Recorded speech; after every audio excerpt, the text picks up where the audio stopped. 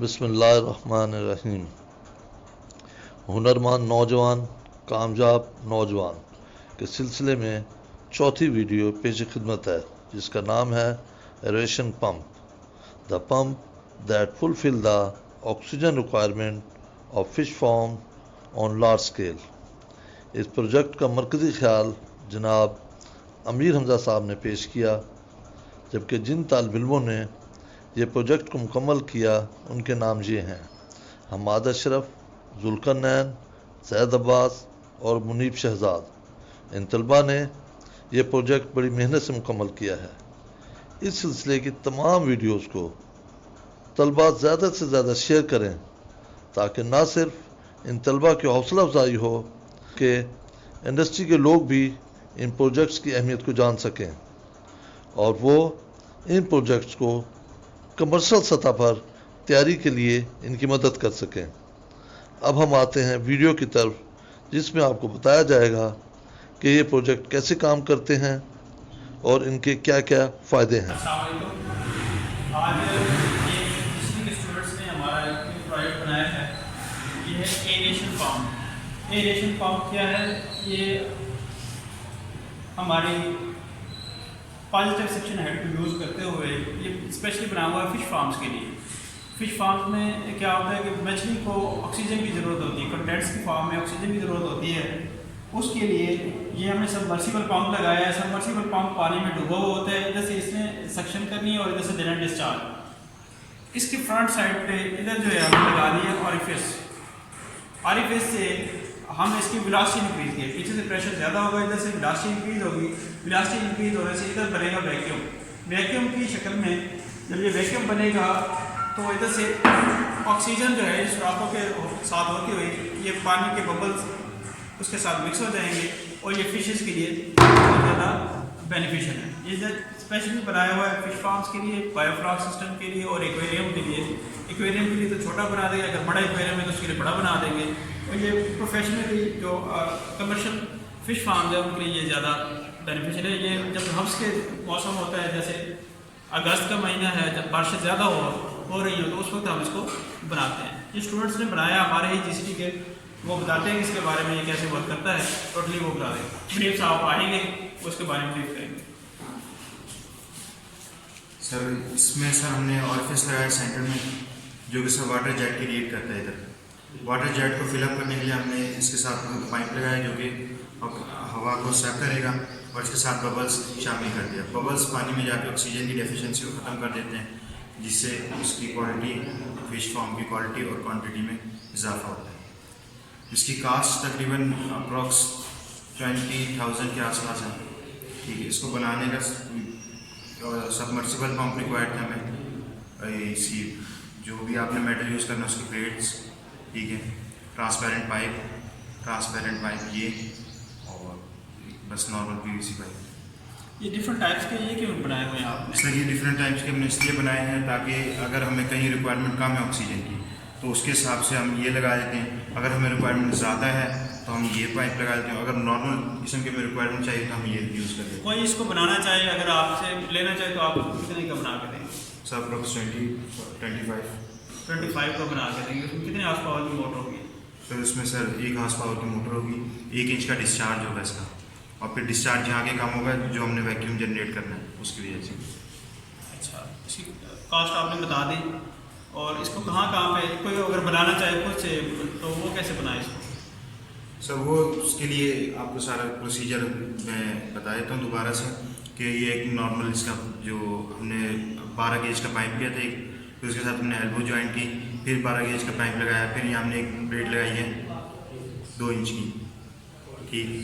उसके बाद हमने आगे लगाया इसका ऑरिफिस जो इस टाइम है।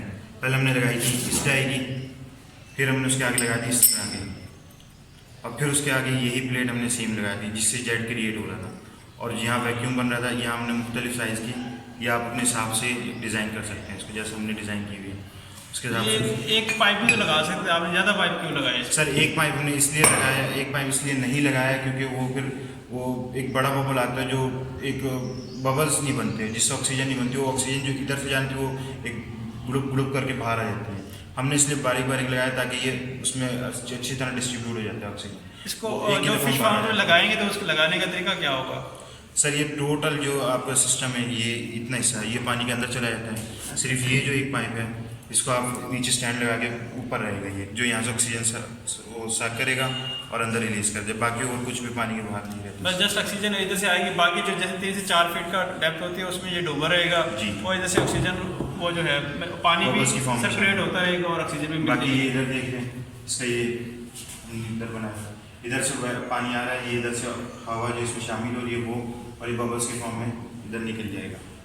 जो पानी आपको इधर से आ रहा है, इधर से ये जेट बनेगा, जेट जब स्पीड से होगा तो इधर से आपकी ऑक्सीजन मिक्स हो जाएगी और बबल्स के फॉर्म में पानी में डिस्ट्रीब्यूट। पानी में डिस्ट्रीब्यूट। बाकी इसकी एक और वो है एप्लीकेशन, वो अहमद भाई बताएंगे आपको, ठीक है जी। तो अहमद आज बेसिकली जैसे कि आप जानते हैं कि ये जो होता है वाटर को ऑक्सीजनेटेड करने के लिए भी इस्तेमाल होता है। तो जैसे कि इंडस्ट्रियल वेस्ट वाटर होता है, तो उसको अगर आपने काबिल इस्तेमाल बनाना है फसलों के लिए या किसी भी चीज़ के लिए, तो ये पंप जो है वाटर को ऑक्सीजनेटेड कर सकता है। इसमें इतनी पावर है कि छोटे लेवल पे वाटर को ऑक्सीजनेटेड कर सकते हैं। कैसे ऑक्सीजनेट करेंगे इसमें? सर इसमें बेसिकली जो हवा इसमें दाखिल हो रही है वही बबल की सूरत में उसको ऑक्सीजनेटेड करेगी। उसके जो जर्म्स है उसको किल कर देंगे ऑक्सीजन। बिल्कुल सर।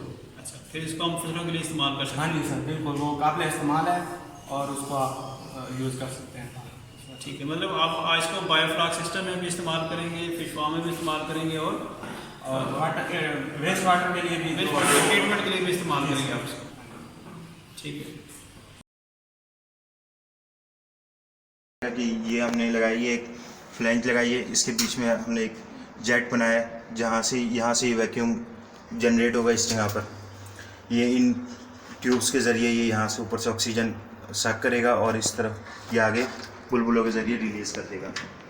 और ये कहाँ इस्तेमाल कर सकते हैं इसको? सर ये हम बड़े फ़िश टैंक में, जो कि एक कमर्शियल लेवल के होते हैं, वहाँ यूज़ कर सकते हैं आप, फ़िश फार्म में। अच्छा। ताकि उससे आपको फिर जो फ़िश की क्वांटिटी उसमें भी इजाफा होगा।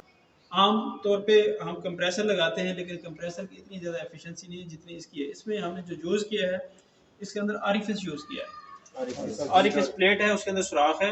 ये जस्ट हमने ये जितना प्रेशर इससे ऊपर है, हमने उसी को इधर तक हमने जस्ट वो प्रेशर पंप लगाना पड़ा। उसके बाद आरिफिस ने क्या है, उसकी वेलोसिटी इंक्रीज की। वेलोसिटी इंक्रीज की इस पॉइंट पे बिना को डेल्टा बना, जिसपे उसका वैक्यूम बना।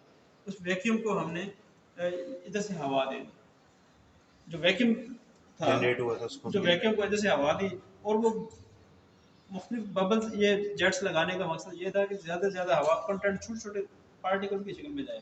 अगर एक ही भी दे सकते थे, लेकिन उसका क्या नुकसान था कि वो ज़्यादा बबल्स आते।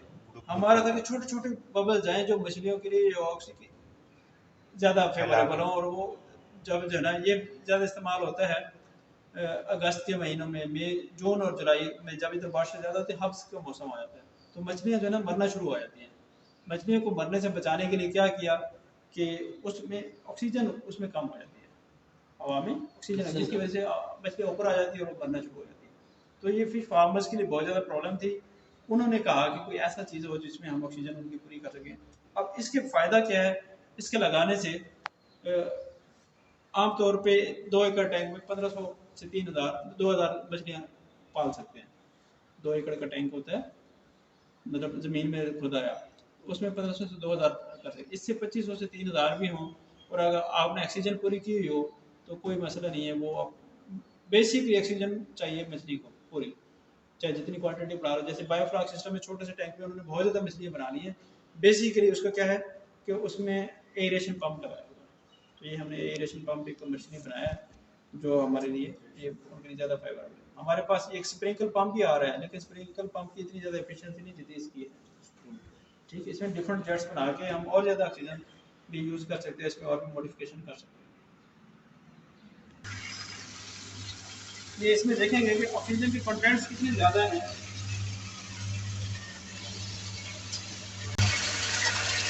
ठीक है, तो अब पानी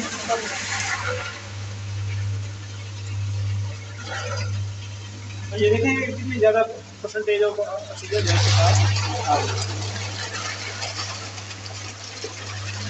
ये बहुत ज़रूरी होता है इसके लिए। है।